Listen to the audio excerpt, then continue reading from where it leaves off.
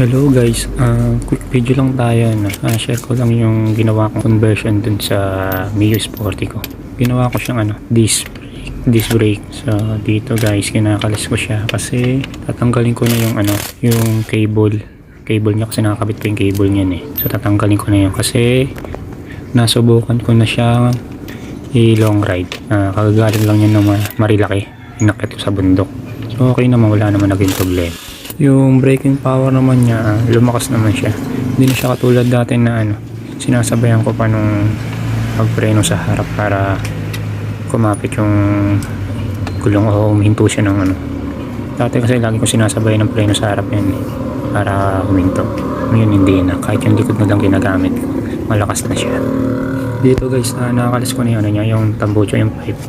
So pakita ko lang yung ginamit kong caliper dito, pang Raider 150. Minodify ko lang yung bracket niya para dun sa tornilyo maikabit ko dun sa swing arm.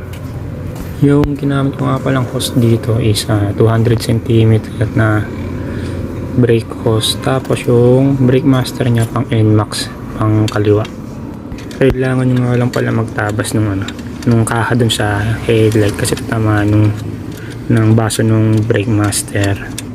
Dito naman makikita nyo na kinakalis ko yung bolt ng caliper. Meron din dalawang tornilyo yan sa ibabaw, D12 na tornilyo.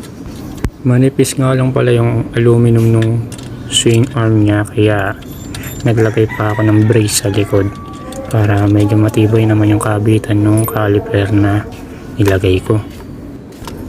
Yung ginamit ko naman ditong rotor disc 260mm na pang Honda Beat.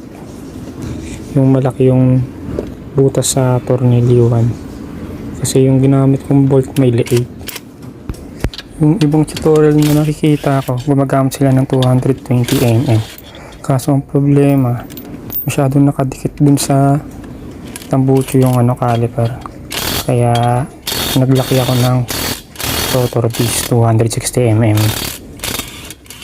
Kaso nga lang masyadong nakapina yung caliper dun sa mags pag tinanggal, kaya nagtabas pa ako ng konti sa caliper para makakabit dun sa rotor disc. Dito guys, natanggal ko na yung swing arm. So pakita ko lang kung ano yung mga tinabas ko sa likod. Tabas lang ng konti, ayun. Tinabas ko yung mga tatamaan nung ginawa kong bracket o brace, ayun, para matibay naman yung kakapitan ng caliper. Kasama na rin dyan yung spacer, ayan. Yung spacer niya kasing kapal ng spacer dun sa ehe. So isang spacer lang yung kapal niyan. Ayan tsura niya.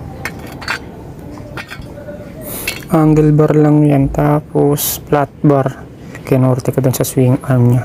Tapos pinelingan ko na rin ang nut para nakapix na yung nut dun sa brace. Tapos ito yung spacer. Pinagtabi ko lang yung dalawang spacer niyan, yung stock ni spacer ng swing arm ng ehe. Tapos ito yung ginamit kong plate dun sa yung pinaka adapter. Siguro mga 10mm lang yan, tapos pinamachine shop ko. So yun lang guys, para makita nyo kung paano ginawa yung conversion.